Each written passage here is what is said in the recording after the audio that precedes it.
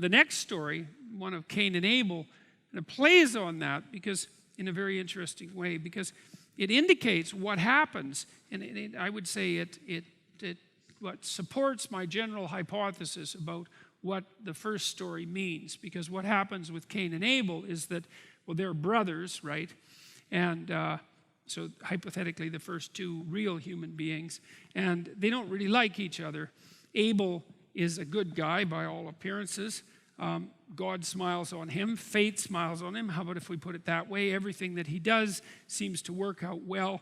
He makes sacrifices, which the text insists upon, and the sacrifices are rewarded by God. And it's a very, very, very, very important, crucial document, because we already noted that men and women had discovered time in Genesis. They discovered the duration of their life and the existence of death and the necessity for toil.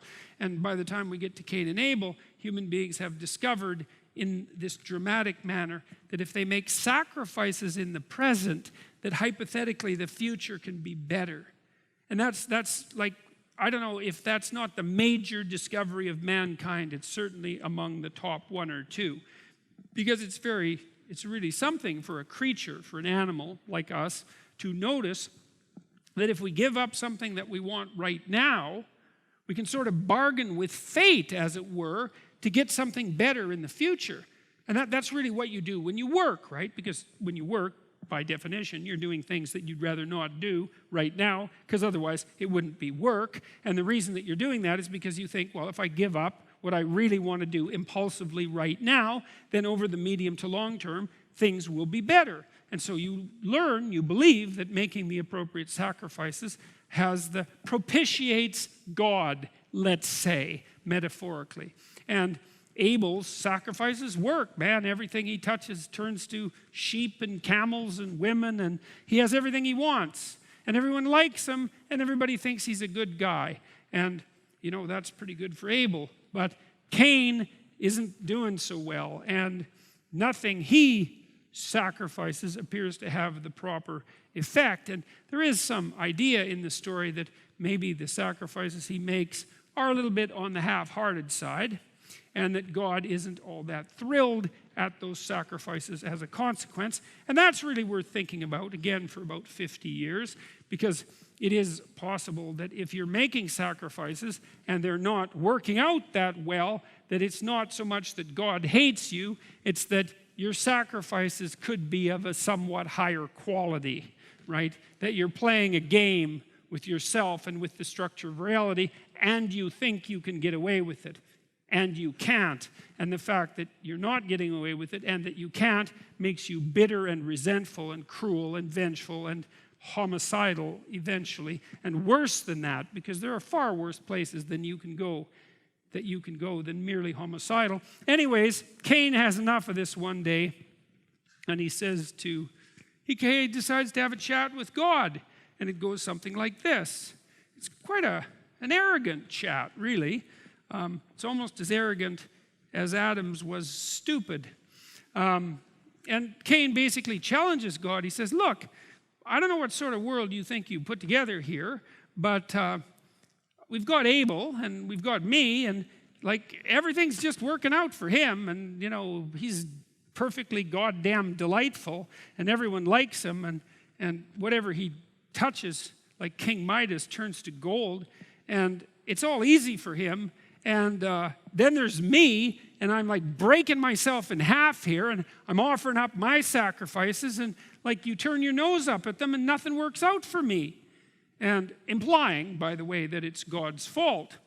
I would say more than implying, stating quite forthrightly that it's God's fault, which, you know, takes a certain degree of arrogance, you might think.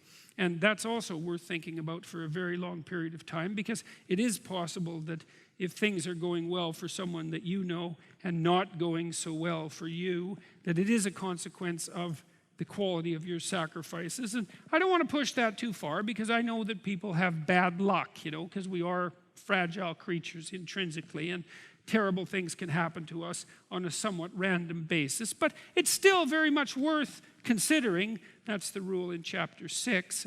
put your house in order before you criticize the world, that the reason that things aren't turning out for you as well as they might is because your sacrifices just don't have enough blood in them. They're just not what they should be. You're not putting your full heart into it, and as a consequence, you're not reaping the crop that you might otherwise sow. And that's a harsh thing to think, but that's actually what God tells Cain, which is quite interesting. I read a lot of different translations trying to understand this, and what God basically says is, look, buddy, before you dare to criticize the creator of the world, or reality itself for that matter, you might give some thought to your own actions. And here's how I look at it, being God and all. You're in a house, and there's a doorway, and in the doorway there's a predatory cat, and it's sexually aroused, and it's after you. And you invite it in voluntarily, and you let it have its way with you. And something's produced as a consequence of that that's, well, you might say unholy.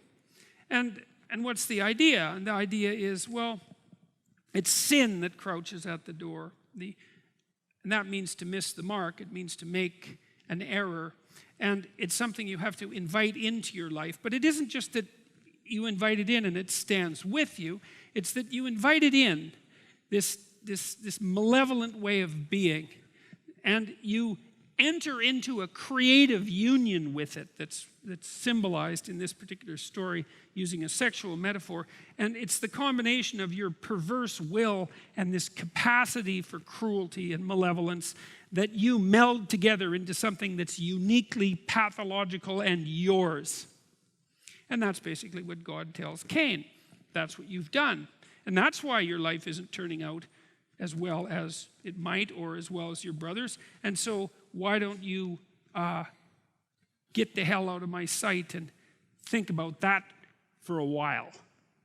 And Cain leaves, and he's not happy about it at all, which is fully understandable because, if you're having a wretched time of it, then you're having a wretched time of it. And then if your brother's doing well, that's just salt in your wounds, man. And then maybe you could rationalize that because the world's unfair and your brother is lucky and you're unlucky and all of that. And you can, reserve a little bit of self-respect as a consequence of that rationalization, even though it's pretty thin. But then you decide to go and have it out with God, and he just basically says, no, that's all lies, and it's actually 100%, not only 100% your fault, but something that you've done voluntarily and that you know you did and that you made far worse by doing it voluntarily, and now you're lying about it and complaining about the structure of reality. And so, of all the bad news you could possibly get about why it is that things aren't going well for you, that's the worst, especially if it's actually delivered by God, because then it's hard to argue with. So what happens? Well, you'd think that maybe if Cain had any sense, which he doesn't, he's too far gone, he'd go sit in a cave for about a decade and eat locusts and honey if he could find some, and think about all the terrible things he did, and then come out and apologize to Abel and to the people he didn't do well for, and with a little humility, start again and maybe have a life. But that isn't what happens. What happens is that he decides he's going to take revenge, and he takes revenge in a terrible way. He kills Abel. And then you think, well, what does that mean? And this is a terrible story, right? Because it's really the first story about human beings that we have at the base of our culture. Because Adam and Eve were made by God, so they don't count. Cain and Abel, they were born. They count. And so the first story is this terrible murder of a brother, and a murder that was motivated by jealousy and spite for living positively in the world, right? It's about the worst story you could imagine. And so Cain goes and kills Abel. And God, asks him about it. And Cain says, well, am I my brother's keeper? And that doesn't work out so well because God has actually figured it out. And Cain says, my punishment is more than I can bear. And it might be because God has banished him. He's put a mark on him and banished him and told people to leave Cain the hell alone. And I think that was to stop like a cycle of revenge killings, let's say, although it's complicated to say. But maybe his punishment is more than he can bear, because there's a problem when you take your ideal, let's say Abel happens to be your brother, but your ideal, the person you really wish you could be, because that's what Cain wants, and then you kill it. You've killed your ideal. You've destroyed your ideal. And then what do you have? You've got nothing, because you need an ideal to live for.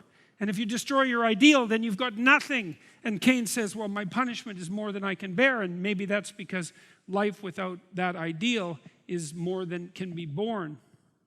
And, well, it gets worse from there, really, because, it isn't only that Cain killed Abel to get rid of Abel. That's bad enough.